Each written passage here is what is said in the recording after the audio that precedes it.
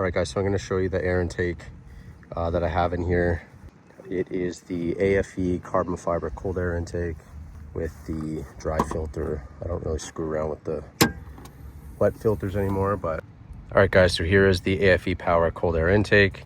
Obviously it's an open box top. It attaches, or that's basically sitting on top of it to use the Ram Airflow Factory kind of air ducts to go in. Into here we have our MAF sensor. Overall, really good looking air intake though. Like, the thing looks sweet in my opinion, and especially matches all the fake carbon that they got going on in here. But I was watching a video the other day and I noticed that on the dyno for the RHO, the aftermarket air intake systems did not do as good as the factory one, which is interesting to me, especially with how boxy and just plasticky it was. But yeah, let's check it out.